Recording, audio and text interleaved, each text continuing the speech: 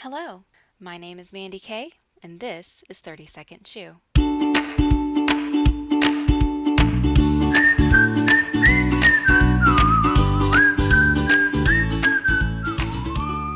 First, I need to apologize. This episode was supposed to come out last month, but life happened, and well, here we are. But now you can expect a new episode each week. I know I introduced myself to everyone in the episode 0 teaser, but I thought I'd take the opportunity this episode to really explain to everyone what my personal process was for choosing weight loss surgery, and specifically why I chose the sleeve. I've struggled with my weight all of my life, and on top of that, I have generally been a profound people pleaser. So, yes, dear listener, I was that person. I was one of those ignorant people who believed that bariatric surgery was the easy way out, a quick fix. I'm really embarrassed to admit that, but you guys are going to get absolute honesty from me. I've come a long way, but I'm still going to put all of me out there, for better or for worse. Otherwise, what's the point of doing this? 2.5 years ago, an old college acquaintance announced she was going to change her life by having the duodenal switch. And then 6 months later, my aunt asked me if I'd ever considered having surgery. Thankfully, I was tactful when answering, but honestly told her no. She was thinking about having the surgery, and she talked to me about it a bit. I didn't really think much of it, but the seeds were planted. I made sure to check in with both of them from time to time to see how they were doing. I started asking questions about insurance because my friend from college was on the same plan as me. And then I started asking questions like, are you glad you did it? Would you do it again? Are you really going to be able to eat again? You know, those silly questions that everybody has. And then one day I realized how very unhappy I was with myself. I started thinking about the strange coincidence of two people in my life talking to me about surgery within just a few months of each other. And then I realized it's okay to ask for help. That wasn't enough for me to just suddenly decide to have the surgery, but it was enough to get me in full immersive research mode. There were weeks where every single night after work and before bed, all I did was read articles about the various surgeries, watch YouTube videos of people's journeys, and search out every blog post about people's personal experiences that I could possibly find. Then I found and joined the Bariatric Pal Forum. And you guys, that place is a veritable treasure trove of information. There are success stories, horror stories, transformation stories, just tons of posts about every possible facet of the topic. That was when I decided that I wanted to find out more about having the surgery. This was in the spring of 2016, and based on everything I'd already learned, I started thinking that maybe August or September would be a reasonable time frame.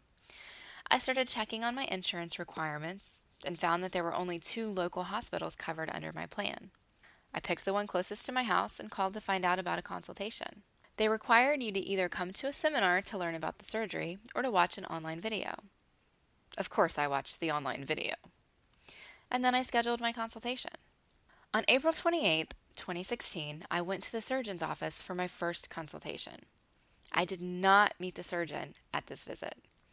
During this visit, we went over why I wanted to have the surgery, what options I've tried in the past, what the requirements were, and the various types of bariatric surgery. I already knew that I either wanted the vertical sleeve or SIPS, stomach intestinal pylorus sparing surgery. Say that 5 times fast. The lap band was never an option for me. I was uncomfortable with the idea of a foreign object being permanently placed in my abdomen. Bypass, or RNY, and the duodenal switch use calorie restriction and nutrient malabsorption to aid weight loss. I wasn't really keen on the idea of malabsorption because of the supplement regimen required for the rest of your life.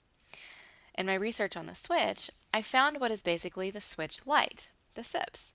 But when I brought it up with the doctor, I found out that not only was it still experimental, but I wouldn't even qualify for the required BMI of 50. So that left me only one option, the sleeve. They told me that they would do either the bypass or the sleeve. It was my choice. And based on the reasons I just gave, the sleeve was a no-brainer for me. So then they set me up with the next appointments I'd need. a visit with the nutritionist and the psychologist. Those visits were set up for May 2nd. The surgeon required an endoscopy before surgery, and that was scheduled for June 6th. Paperwork was submitted to my insurance company for approval on June 7th, and I was approved on June 8th. I had my surgery on June 15th. It was an absolute whirlwind of activity. And you guys, I never expected to have surgery less than 2 months after setting the initial appointment. Having it go so quickly made it feel a little bit like an impulsive decision, but it definitely wasn't. I dove in deep, and all of my spare time in early 2016 was devoted to finding out more. Surgery is a big deal, and it's not a decision to be made lightly. It's not for everybody, and it's okay if you decide that it's not for you. In the coming weeks, I'll share more information about insurance requirements and give you tips on how you can navigate your own insurance needs. If you have any topics or questions you'd like me to talk about, you can find me on Twitter at Mandi K, or you can submit a question through our website, www.eloquentgushing.com. You can also find me on Instagram, which is where I post most of my weight loss updates. I'm at Becoming Mandi K. And here's my protein tip of the week. If you mix the sugar-free Orange Crush water flavor packets into your vanilla protein shake, it'll mask the heavy protein flavor and taste just like a creamsicle.